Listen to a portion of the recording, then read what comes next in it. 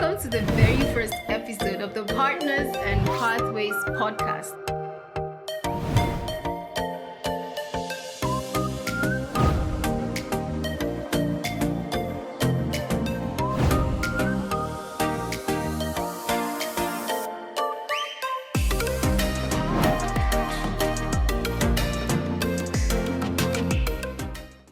Welcome to the very first episode of the Partners and Pathways podcast. We're really excited to have you on this journey with us.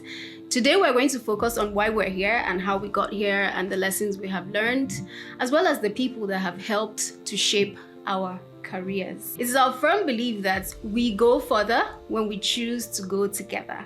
So Partners and Pathways podcast is redefining how HR is understood and practiced and connecting knowledge to real-world experiences. So what we're trying to do is we're trying to curate a platform where HR professionals, seasoned experts, and business leaders can bring their human stories and practical strategies to the forefront of workplace conversations. We're also just trying to make sure we have a dynamic and trusted platform.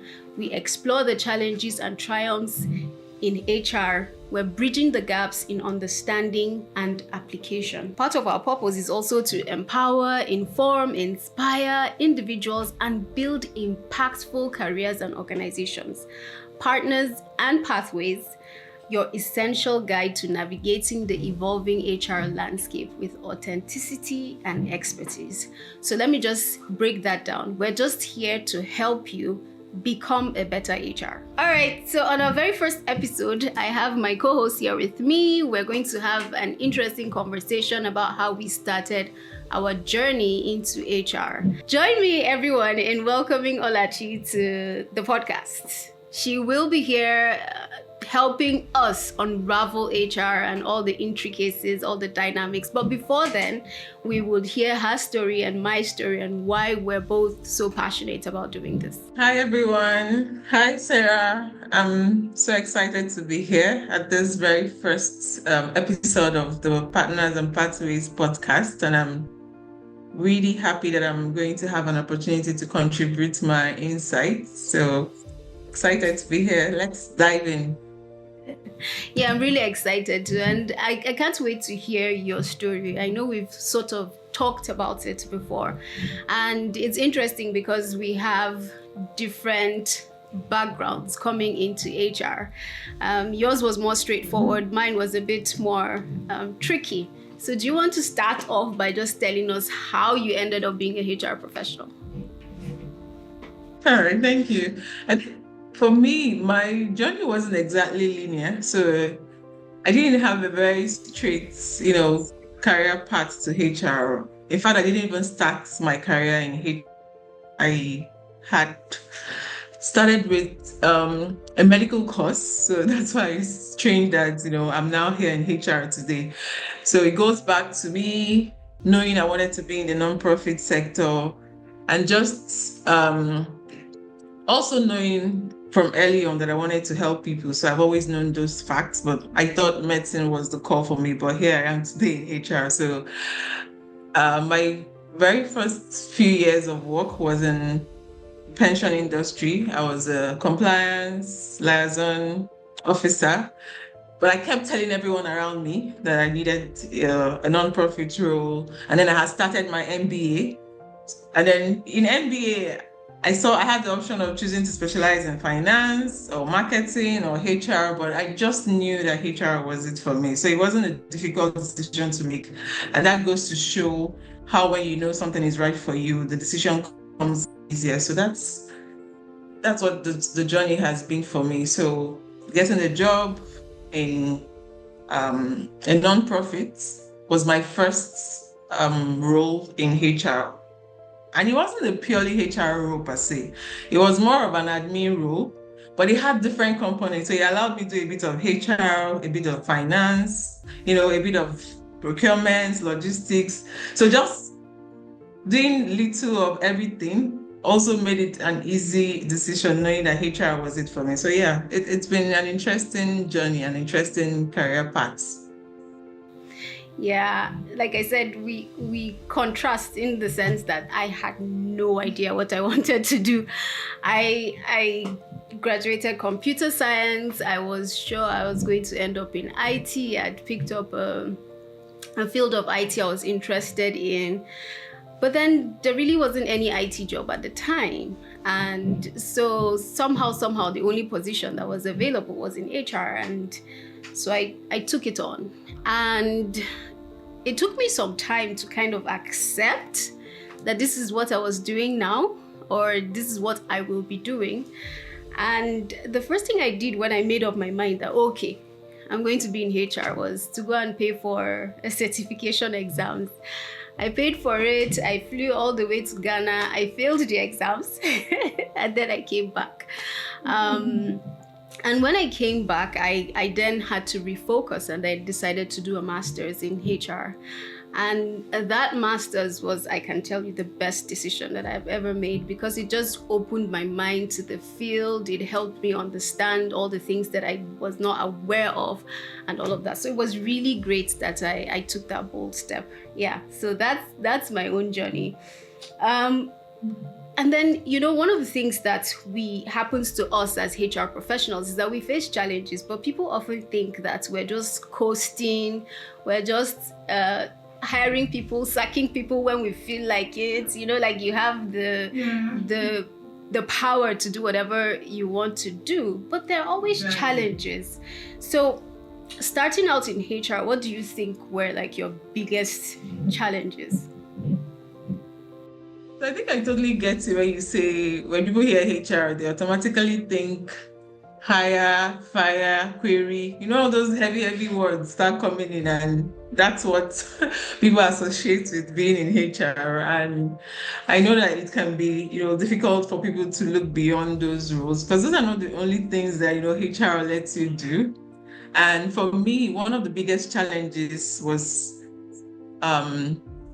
knowing that I had to learn and unlearn, and also knowing that I, needed to give myself some more grace to believe in what I was doing, to, not just learn, but be confident enough to apply what I was learning. Because I already started an MBA even before I got the HR job. So I had some learnings, but it was now time to put them to practice. So for me, the biggest challenge was that, learning as much as I could, and then adapting also to the non-profit sector. Remember, I was coming from the for-profit sector, so adapting to HR in a new sector that needed me to think completely differently, because HR in non-profit is a bit different, because there's a lot more focus on, duty of care, diversity, workplace culture. So it's a lot more different, but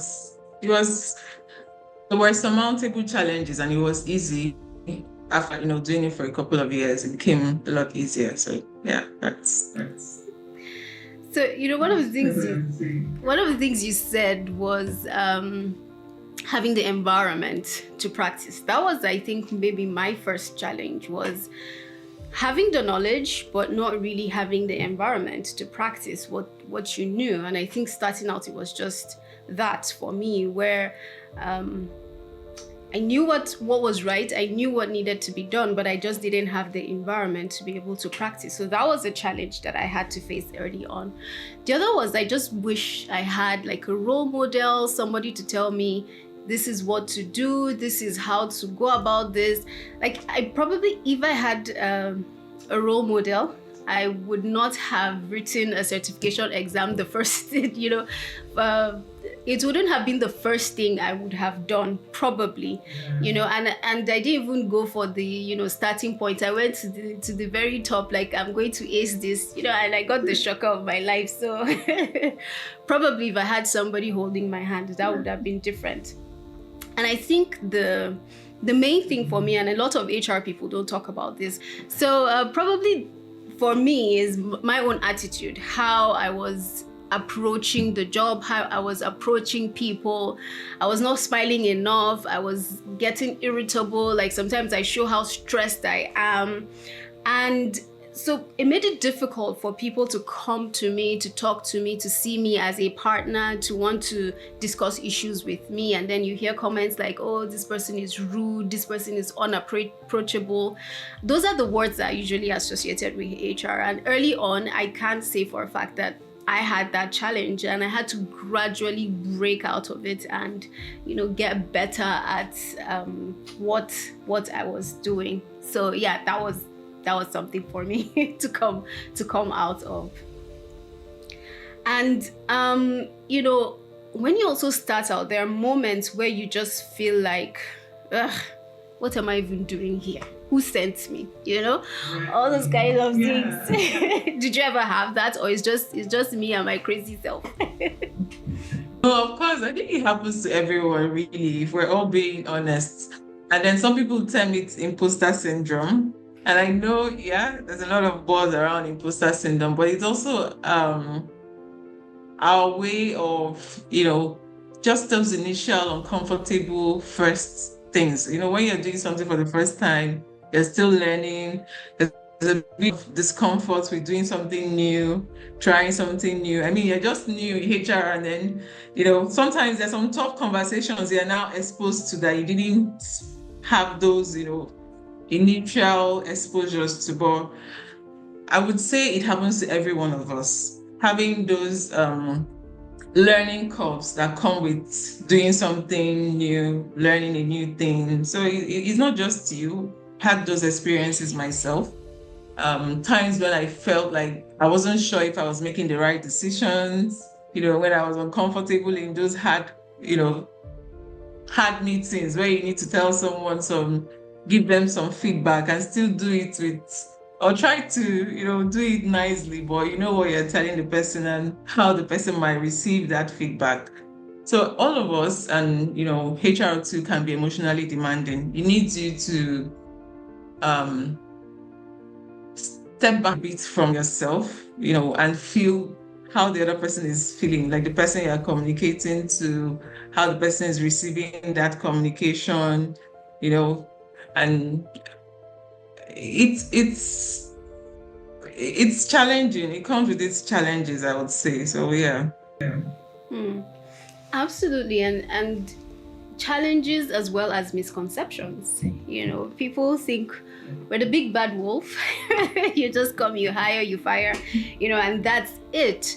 So coming into the profession, for example, for me, I had a couple of misconceptions. I did feel that I did feel like I had a control of a lot of things. Like I didn't need to be empathetic, and all those other things that made people comfortable to engage with me. But over time, I realized that being a HR professional is a roller coaster. I mean, your emotions go from very high highs to very low lows, and sometimes it challenges your mental health. Like you're going crazy, and it's so difficult. But I also don't think people realize how difficult it is for us to have those conversations, especially if you have to let someone go, if you have to let somebody know the outcome of a disciplinary process, or you have to tell them there isn't money and your role isn't funded anymore. Those things happen, and those are like the difficult things that we have to face. So the misconception for me that I've had to really deal with is to recognize the difference between how HR is perceived on the outside and what it really is. That we have all the power, that we have all the answers, that we make everything happen. Instead, you find out that sometimes you feel like the doormat, like everybody just stomps on you and goes away and live their lives and all of that. So that's something that I really had to come to terms with. Are there any misconceptions that maybe you had? Maybe yours was more. So the reason I'm laughing is I can relate.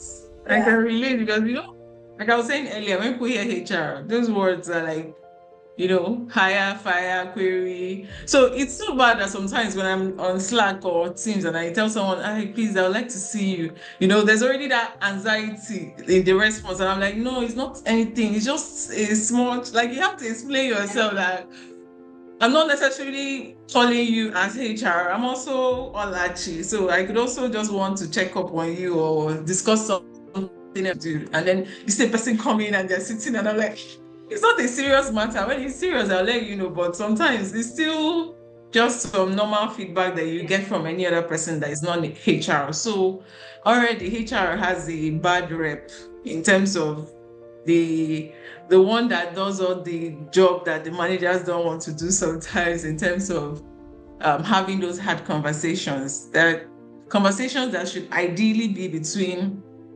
the manager and the supervisee. Sometimes they push it to HR. Like your employee is coming late. You've not spoken to them first to find out what is happening, why they're coming late, and it's already being pushed to HR. I'm like, well, have you asked the person what happened first? So those are the misconceptions that people already have, and which I'm happy that is gradually changing. I mean, HR is taking on more strategic role, and I even think HR is more of an advisor when you come to think of it, because you just advise the line manager on what they're supposed to do, how they can help their employee do better and thrive. You help them find the right talent, so those misconceptions have been there for years, but now I feel it's slowly changing, and I'm happy that it's changing. And it will still be a long time before it changes completely, because we're the ones that issue the main letter, even when the conversations are happening, you're the one that is supposed to write the letter, type it, and give it out.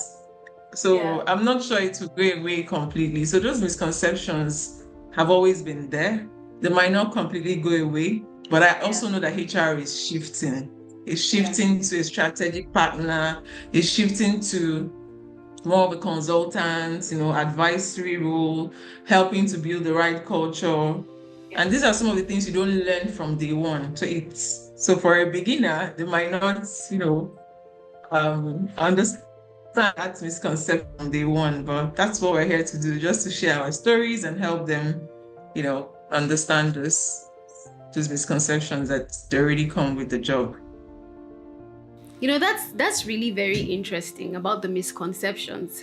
However, there are also twists and turns. I know people feel it's just straightforward, what are you talking about? But there are twists and turns. What plot twist have you experienced in your career?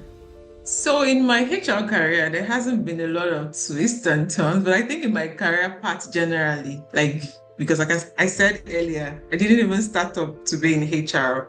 I went from studying a medical related course, physiology, to being in pension industry, to being in local NGOs, and currently now in HR. So, but once I got into HR, it has been a lot easier. So there hasn't been much twist and turn aside from maybe changing jobs and leaning into other things. Like my current role is in the climate space. And it's interesting to see, what value you can bring as a HR in the different sector, be it in the humanitarian sector, the nonprofit also has key areas where one could bring their HR knowledge to bear. So I always like to, be exposed to new things. So maybe in that way, that could be like the twists, because now I'm learning things like methane, carbon emission, methane emission, the gas, how the climate change is impacting the world we live in. And so those are the twists that I would say have come for me in my HR career. But once I got into HR, I just knew that I wanted to be in HR. And I, as much as possible, try not to venture into all the other admin roles that sometimes come with HR, because most times you see organizations, they're advertising for HR role. The HR will do admin, will do some procurement, a little bit of, so it could get really distracting. And but once I got into HR, I knew that I wanted to remain fully in HR, because HR also has different aspects. There's recruitment, there's a full range of, there's the learning and development, there's compensation and benefits. So just a lot as well to do in HR. I'm coming to terms with the fact that I think I like a bit of adventure, and I like to surprise myself sometimes. So a couple of years ago, I just picked up my bags, left my very comfortable life and comfortable job in Abuja, and I moved down to northeast Nigeria, to Borno State, to take up a HR role. And that was like I don't know, 360, 180. It was just a crazy, crazy journey for me. That was a twist and turn that it was difficult, but I don't regret taking it at all, because I learned a lot. I grew as a person, I grew as a professional, and doing HR in the humanitarian space really is like no other. Like no other. It's so fast paced. It's really different. Wow, that must have been a roller coaster moving all the way to Maiduguri. And at that time, Maiduguri, it used to be like a scary thing to hear. So I remember one time when I joined the non-profit, and then I had to go for 1 week in Maiduguri. And my boss told me then, oh, you have to come for 1 week in Maiduguri. And she said Maiduguri. I'm like, Maiduguri? And she had to calm me down, like, no, don't worry, you'll be fine. And I had this very wonderful boss. So I flew to Maiduguri. I spent 1 week there. That was at the heat of, the whole humanitarian crisis in the Northeast. And it wasn't as bad as my initial perception. So people had created this war-torn image, like where you'd be dodging bomb and, things we did. So when I was so afraid, I told my mom I was going to Maiduguri. Hey, she was afraid that her daughter is going to Maiduguri. I'm telling you. So she was so afraid. But when I got there, it wasn't that bad. It was relatively calm. At least where the office was situated and where I was staying wasn't, that bad. And it was good to see the impact, the level of work. So I can understand you, moving to Bordeaux, but I'm not sure it's something I would like to do. It sounds really scary, but that's good. So when you were there, what was rewarding about that experience for you? What made you feel like, okay, so this is HR and this is fulfilling being here, doing what you want to do? So, one of the things that we take for granted is just somebody reaching out to you to say, you made me happy, or you made me smile, or I'm so happy I received an email from you with the job offer, or thank you for guiding me through my career. Those are things that I find really, really rewarding being a HR professional. When people just reach out to me, even sometimes people just saying, Sarah, how are you doing? How are you coping? How are you surviving? Because sometimes there's this image that you're one demigod that knows it all, that has it all figured out, that doesn't have stress, nobody can fire you, nobody can do anything to you. But really, we have those challenges. And it can be a very lonely profession as well, where it's difficult for you to have a friend in the organization. People feel, why are you close to this person? It means you're giving this person extra perks or whatever, but you're just doing your job, really. And somebody has actually told me that, Sarah, I don't think you should have friends. You're in HR in the organization. I'm like, but I'm a human being at the end of the day, and I'm professional enough to know the boundaries and all of that, but it makes the world of difference when somebody reaches out to me, somebody that I've worked with, and the person says, I miss working with you, or thank you for what you did, or meeting you just changed the trajectory of my career. That I cannot compare it with anything. That's the reward, I believe. Yeah. Yeah, I think I can relate to the part about HR not having friends, because you truly have to be careful about, what you say. You're constantly making sure you're not oversharing. And there are those friends that somehow come in and, I had someone wants to come and hear the latest update, and they'll just be asking you some question like that. You say, hey, anyway, just asking me, Sha, I know what you want to hear, but get very lonely if you're not, conscious enough to maybe make friends within HR, because when you have a friend in HR, both of you You both know that your conversations are confidential, and it's a lot easier to manage those friendships. So, and I can relate when you say what is rewarding, because HR has its difficulties, but it's also very rewarding when you are able to help people maximize their potentials, when you're able to help the organization build those positive workplace culture and try your best, because the truth is you can't eliminate those conflicts. So helping resolve conflicts, see that people are able to communicate again and get the job done, it's really a rewarding experience. So, but I think I also would like you to share with me how do you think the field has evolved? Like over the years, how would you see that our field has evolved? So we have moved from personnel management, as it were, to now very strategic. Before, all we're doing was documenting stuff, making sure there were a lot of papers locked in one big cabinet, and it was very transactional, very, very, very, very transactional. You just want to tell people, this is your contract, sign here, you keep it. You're not concerned about their welfare, you're not concerned about their growth, you're just ticking the box, you're just being very, very transactional.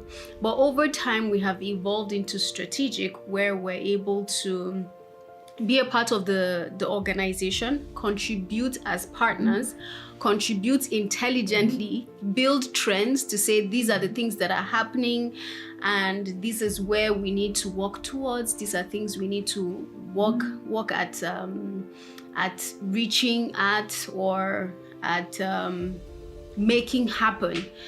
So there's that shift, definitely. And there's also a lot of recognition. Before, HR was not invited to the table at all, but now we are on the table, and I feel that it's really important. That's why we're having these conversations, that as we're given a chance to be on the table, how do we make ourselves relevant? So that's why it's really also important that we're having these conversations. Yeah. I think I can relate to that, because it's actually evolving, and it's even going to evolve even faster with advent of AI, upskilling jobs, reskilling jobs. Who knows in the future? Maybe when you have 30 employees, 10 of them might just be AI robots. Who knows what the future would look like? Like, we could end up having robots on your personnel, and you're looking like, okay, so this handles this one and that one. So it's just interesting to see how HR is evolving. And so if you were to Sorry, I was going to say, may come sooner than later with how things are changing. And that's why we need to upskill as well, to make sure that we catch up with the market and we stay relevant. But looking into the future, also we have to not forget where we're coming from, right? The past and where we have come from. And sometimes we have to pause and reflect.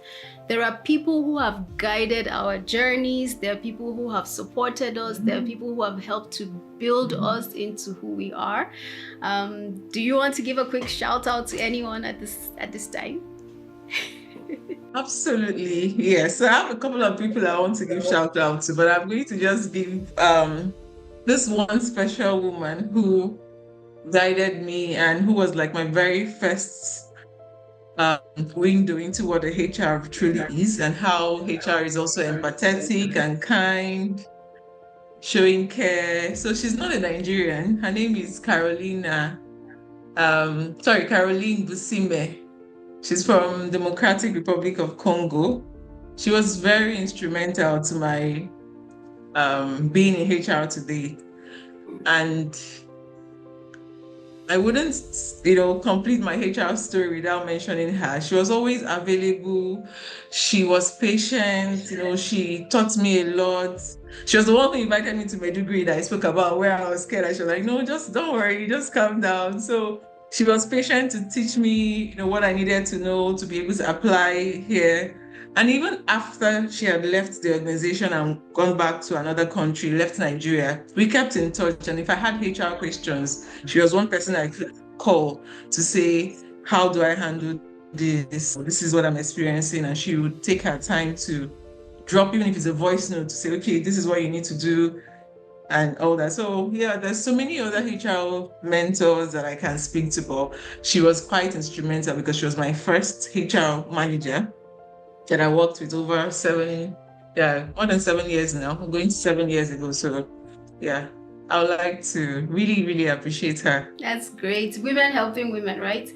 Yes. And that's why it icks me when I hear women don't support each other. I'm like, really? You've not met, don't generalize. It really hurts me when I hear things like that because she was very instrumental. And I've had a lot of other great, line managers over the years who I've learned from in different ways. Yeah. So mine is also a woman. how about you? Yes, mine is also a woman, and I'm excited to speak about her. And she's coming here as a guest as well, which is very great for me. It just means she has continued to support me even after we've stopped working together. But and she knows I call her my Basky Oga, any day, any time.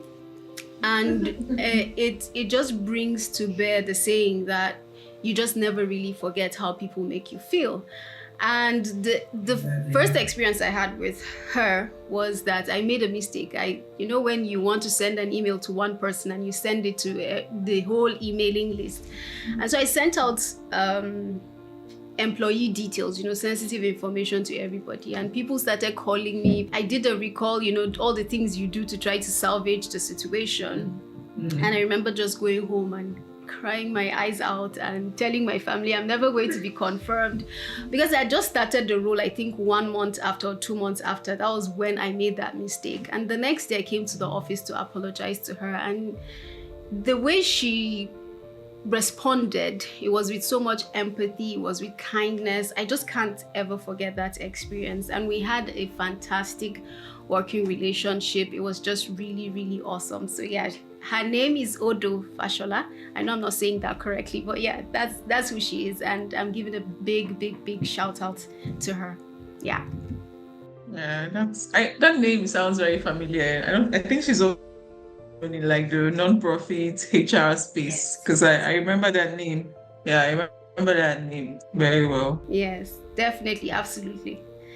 Okay, thank you so much for speaking with me. Thank you so much for this first step to so many episodes, so many conversations together.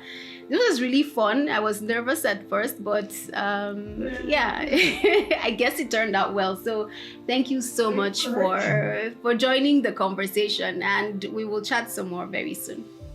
Enjoy the rest of your day. Thank you so much. Thank you. Thank you so much. It's really been fun chatting with you. Yeah.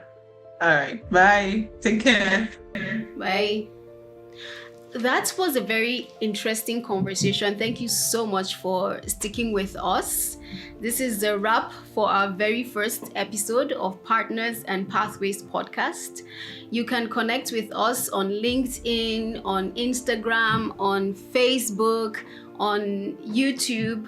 You can like, you can subscribe, and you can follow our channels. Partners and Pathways podcast. Thank you.